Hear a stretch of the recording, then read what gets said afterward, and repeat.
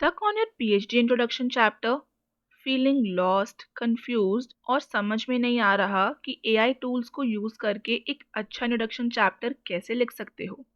So let's fix this with the top free AI tools that can literally save weeks of your writing time in 2025. इस video में you are going to learn which tool to apply at what stage of writing your introduction chapter.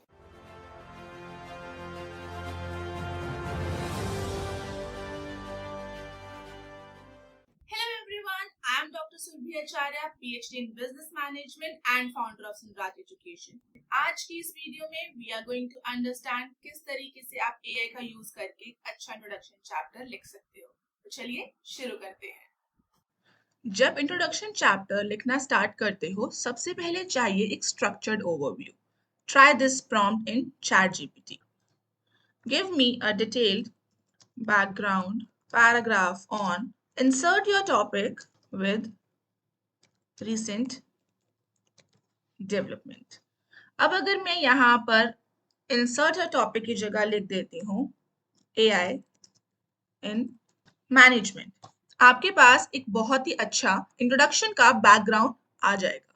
You can use ChatGPT to generate research gap statements, rationale of your topic and smart objectives. ChatGPT brainstorming के लिए एक बहुत ही बढ़िया tool है, लेकिन इसको blindly follow मत करना. अपने ओरिजिनल आइडियाज को भी इक्वली इंपॉर्टेंस देना. ChatGPT and your original ideas दोनों को मिलाकर एक बढ़िया इंट्रोडक्शन चैप्टर आप लिख सकते हो. Now let's talk about the second tool, SciSpace, your research detective. You will find literature everywhere, but it is very difficult to understand the right literature to put in your thesis.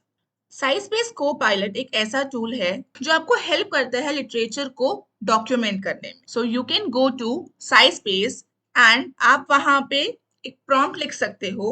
Summarize limitations of recent research on bracket में topic की जगह मैं लिखती हूँ AI in management.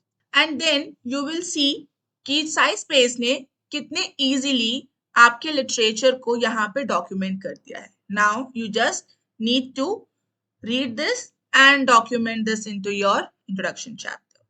SciSpace एक secret weapon है to write powerful research gaps. इसको waste मत करना. अच्छी तरीके से समझ के लिटरेचर गैप लिखना, बिकॉज गैप्स के ऊपर आपकी पूरी स्टडी मैटर करती है. Grammarly plus Trinka एक ड्रीम टीम की तरह है, where Grammarly gives you clarity, on the other hand Trinka gives you scholarly writing. Your supervisor will notice the difference. Grammarly and Trinka आप both use कर सकते हो to have more clarity in your writing. But make sure while you are reframing or paraphrasing your document, you need to double check it. Whether you are using Grammarly or Trinka, you need to understand that at the end they both are just a software. इनसे गलती हो सकती है. So while you are documenting, you are rephrasing or paraphrasing any of your document, उसको double check करना भूलना मत. Fourth one is Mendeley, the citation genie. आप लिख रहे हो और हर बार आपको गूगल पे citation ढूंढने की जरूरत होती है. So with Mendeley, you can easily cite your papers or your thesis. It's a very powerful tool with one-click citation insertion, search by topic or author, store all the PDFs in one places. So this is highly recommended. Mendel एक बहुत ही powerful tool है for writing citations. जहां पर भी citations की आपको जरूरत है, यू कैन यूज मेंडले. एक बहुत ही पावरफुल और एक बहुत ही अच्छा टूल है. And the fifth one is Quillboard. Rephrase like a pro and avoid plagiarism. कभी कभी एक सेंटेंस लिखने में भी आपको बहुत ज़्यादा सोचने की ज़रूरत पड़ती है, because when you are writing academically आपको प्लेगरिज्म से बचना भी है और आपको अपनी बात को भी समझाना है. सो क्विलबोर्ड एक बहुत ही अच्छा एआई टूल है जिसको यूज करके आप अपना डॉक्यूमेंट पैराफ्रेज भी कर सकते हो एंड प्लेगरिज्म से भी बच सकते हो. You can use Quillboard to paraphrase your document, but do not rely on that. हमेशा डबल चेक करो अपने ओरिजिनल आइडियाज के साथ, अपने टोन के साथ, और उसके बाद उसको अपने फाइनल डॉक्यूमेंट में ऐड करो. जेनी AI, पोमो फोकस एंड ज़ेटारो, ये कुछ 3 बोनस एआईज हैं जो आपको हेल्प करेंगे आपका इंट्रोडक्शन चैप्टर लिखने में। जितने भी एआई टूल्स के बारे में मैंने आपको बताया है उन सब के डिटेल प्रॉम्प्ट मैंने एक डॉक्यूमेंट में ऐड करे हैं। अगर आपको वो डॉक्यूमेंट चाहिए तो आप इस वीडियो के नीचे एआई टूल कमेंट कर दीजिए and I am going to share that PDF with you. Now let's talk about ऐसे कुछ मिस्टेक्स जो हर स्कॉलर कर रहा है while they are using AI. Blindly copy and paste from AI softwares, vague gap like more research needed, ignoring grammar, tone and clarity. You need to understand that जितने भी AI softwares या websites हैं वो सिर्फ और सिर्फ आपको help करने के लिए हैं. They are just here to make your journey smooth.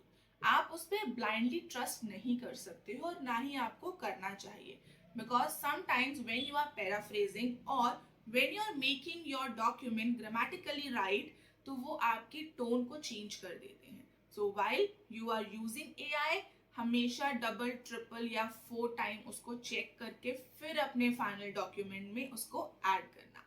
इस तरीके से एक तो आप एक पावरफुल सेक्शन भी लिख रहे हो, प्लस जब आप 3 या 4 बार उसको अच्छे तरीके से चेक कर लोगे तो आप एक बेटर इंट्रोडक्शन चैप्टर लिख सकते हो। रिमेंबर एआई सिर्फ असिस्टेंट है, राइटर आप ही हो। सो अगर आप चाहते हो कि आपकी पीएचडी की बुक अच्छे तरीके से लिखी जाए तो मिस्टर और miss writer you need to focus on what you are writing. I hope with this video you are clear किस तरीके से आप ChatGPT, Mendeley, SciSpace जैसे पावरफुल एआई टूल्स को यूज करके एक बढ़िया और अच्छा इंट्रोडक्शन चैप्टर लिख सकते हो। If you need more help or you want the prompts, comment AI in the comment section and we are going to share the PDF with you. I'll be meeting you soon in next video. Till then, take care. Bye-bye. रुको रुको रुको रुको रुको। सनराज को subscribe करना मत भूलना, because अगली वाली वीडियो में मैं प्रैक्टिकली समझाने वाली हूँ किस तरीके से हम एक अच्छा इंट्रोडक्शन चैप्टर लिख सकते हैं।